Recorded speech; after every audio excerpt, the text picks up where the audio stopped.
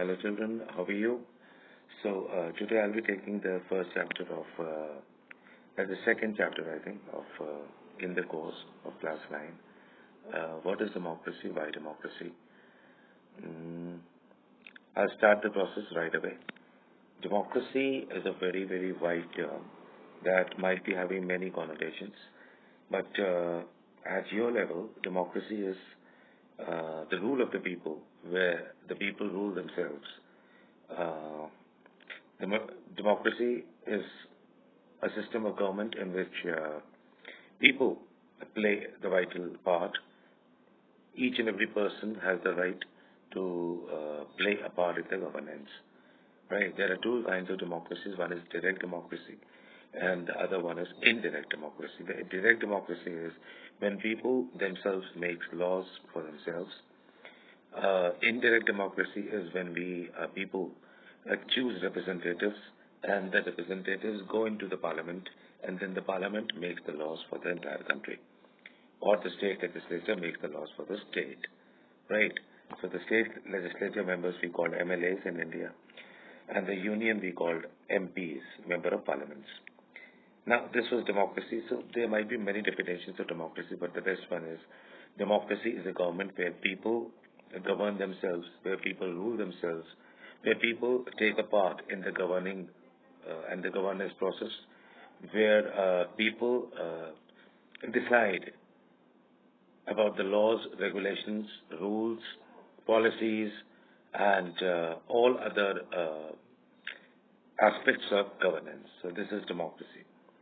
Now, the opposite of democracy is dictatorship, right? We might call it monarchy also, the alternative. But monarchy is the rule of the king, and dictatorship is the rule of a person. So this is the difference. In monarchy, the person has to be, he has to be the heir of the king. Monarchy means kingship, so it is hereditary. So father, son becomes the a ruler. But in dictatorship, anybody can become the ruler of the state, and he has got absolute powers. By absolute powers, I mean all the powers. I mean, he is the legislature, he is the executive, and he is the judiciary. These are the three organs of government. And legislature is the organ of government that makes laws.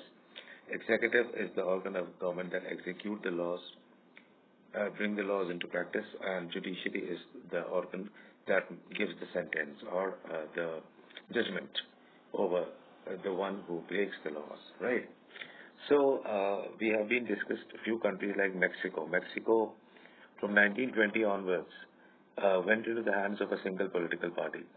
Now there was a single political party, and anybody who fought elections were held, but they were of no use, no avail, right? So elections were held, but all the people who contested the elections belonged to the same political party, and that was not democracy.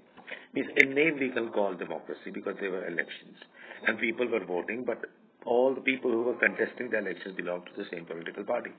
So that does not serve the purpose. So on paper, we can say that, yeah, democracy was there, but actually there was no democracy. Then Pakistan comes. Pakistan is a strange system of governance. There is a dictatorship, then democracy, then dictatorship, then democracy, then dictatorship, then democracy. Means a dictator is there, then democracy comes, then another dictator comes, and this is happening there. The next example is China. China is a very peculiar system. It has communism. We know what communism is. I've already explained what is communism and socialism in the history, second chapter of history, Russian Revolution, and socialism in Europe. So China is ruled only by one political party, single political party. It's a uni-political system, uni-party political system, where only the Communist Party is there, and same like Mexico. There are elections in name, where all the people who are contesting the elections belong to the same party. So whether A is chosen, or B is chosen, or C is chosen or elected, the same political party would be in power forever. So there is no point. So in China also, They might say that, yeah, we are a democratic country, that we hold elections, but that's not the point. It's not the point. It's not democracy, actually. Because there is no rivalry. There is of political parties. There is no contestation of political parties. Only a single political party with a single manifesto, with a single agenda is there present. So we can't call it a democracy, right? So this is how the countries are explained. The next topic is how we feel that democracy is there. So first thing that democracy should have is there must be many political parties, at least two, and they should contest the elections so that if the voter does not, voter means with a universal adult franchise, 18 above in India, any citizen of India, we are great India here, wants to vote, he may vote or she may vote for a particular political party, and that particular political party is not working well, then after a span of, say, 5 years, in the re-election, they can choose another political party. So there might be a change. But if there's only a single political party, this change won't be there. So in democracy, there at least has to be two parties or more, right? One person, one vote, one value. Whether a person is rich or poor, male or female, residing in Jammu, Kashmir or Tamil Nadu, or in Nagaland or Gujarat, whether Hindu or Muslim or Sikh or Christian or Zoroastrian, whether belonging to speaking any language, if the person is a citizen of India, irrespective of the differences, he or she shall have one vote, and that one vote shall have one value, same value, right? So there is no discrimination constitutionally on the basis of any difference if the person is citizen of India and is entitled to vote through universal adult franchise or universal adult suffrage, and that is gaining the required age to vote, that is 18 in India. Somewhere it's 21, somewhere it's 25, it depends. I'm talking about India, it's 18. Secondly, rather thirdly, in democracy, there are rights. Right. Some rights we are born with. Those are called human rights. Some rights are given to us by the Constitution. They are called fundamental rights. So if we are residing in India or any country, we have got certain fundamental rights.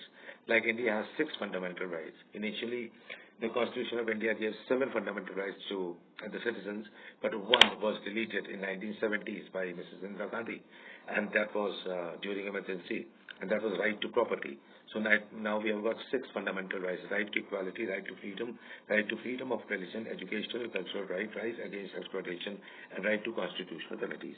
These are 6 fundamental rights. I won't explain them here because I have faith that there might be another chapter in your ninth textbook where we will in detail deal with the fundamental rights, right? Fourthly, democracy exists where every person has a say in governance. It might be through voting, it might be through referendum, it might be through plebiscite. So what are these two words, referendum and plebiscite? These might not be in the book.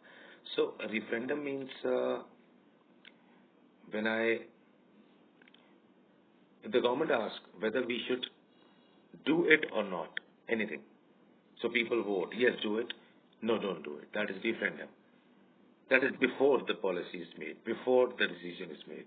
But after the decision is made and after the policy is made, and if a voting is required on that, that tell us, is it okay, then it is plebiscite, right? So referendum is done before the decision making, and plebiscite is done after the decision making.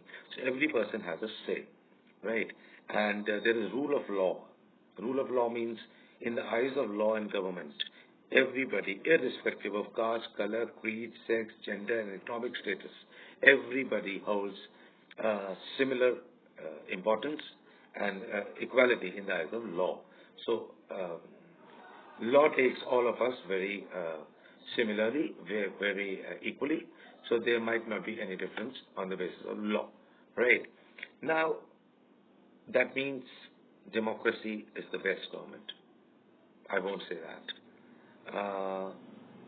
In the future, after 10 years, after 20 years, after 50 years, there might come another system that might be better than democracy. But till now, we can say, I'm using a phrase, say, It's bad amongst worse. Democracy is bad amongst worse. Means it is not the best, but it is slightly better than the others. So we are following it, right? So democracy has its own limitations, has its own flaws. Now we can see what are the disadvantages of democracy. The disadvantages or the demerits of democracy is number one, it's very time consuming because so many people have to be consulted before making a decision that it is very time consuming and sometimes it's so late that the value of the decision making ends. Number next, there are many types of people in the country who are voting. There might be illiterate people. There might be people who are not having knowledge. Like if I go to a village and illiterate person who's a farmer and start talking to him about the physical deficit or FDI, right? Uh, Foreign direct investment or the RBI policies, monetary policies, fiscal policies, he won't understand that. But he's voting, right? So not every vote is given to the right candidate. Next, democracy gives a lot of importance to uh, the vote bank is made, like on the basis of caste, color, creed, sex, uh, economic status, regionalism. This is my party, I'm Uttar Pradesh. This is my party, I'm Karnataka. This is my party, I'm Meghalaya. Right? This is my party, I'm Kannada speaking. This is my party, I'm Malayalam speaking. So the agenda comes later, and these differences make a lot of difference in a democratic setup. Right? So democracy, we can also say one more demerit of democracy might be that there is corruption. If power is given to people, people tend to become corrupt. So there might be corruption. Now let us come to the merits or the advantages of democracy. Uh, Everybody has got a say in democracy. So there is no problem anywhere. There's a power sharing. Power sharing means when everybody is given importance, then everybody feels that, yeah, it's my government. Uh, all the decision making is done through people. If either the people directly do it or through their representatives. There's rule of law. Constitution is above the governments. Government can't make any arbitrary decision making that is against constitution, so the people are saved. There are specific rights, fundamental rights given to the citizens where government can't exploit. So all these are merits of democracy. Now, coming to the last topic, uh, is democracy only a political phenomena? That we talk about elections, we talk about universal franchise, we talk about the parliamentary system, we talk about presidential system, we talk about political parties, we talk about elections. No, it is not. Democracy is a social, economic, cultural, every field of society must have democracy. Like if there is a house and there are four people in the house, mom, dad, and two children, uh, it might be that there is difference of opinion over food. You want to order, or that family wants to order food. So dad wants Indian food, mom wants Italian food, children want Chinese food. So there might be difference of opinion. But if everybody is given due importance in making a decision, then there won't be any contradiction or there won't be any feeling of distrust, mistrust, and people might be thinking that, okay, fine, today Chinese was ordered, and so tomorrow we'll order Italian, and day after tomorrow we'll order Mexican or any Indian, anything, right? So, in family, we must have democracy. Everybody should have a say, right? Irrespective of age. In an institution, in an organization, everybody should have a say. Have you ever realized if anybody comes to your class and say that, yes, he is the monitor of the class, you feel bad. That I also deserve to be the monitor, but if there's an election and you contest the election and you lose, then you accept it. Okay, fine, I lost it. It's fine. If I lost it, why should I say something? So if due importance is given to everybody and everybody has a say, then there won't be any feeling of revolt, rebellion, right? So this is a very important thing. So democracy, I feel, should percolate. Percolate from political to social, cultural. Cultural means all the religions, all the festivals, uh, all the languages, all the food, all the dresses must be given importance, equal importance by the government.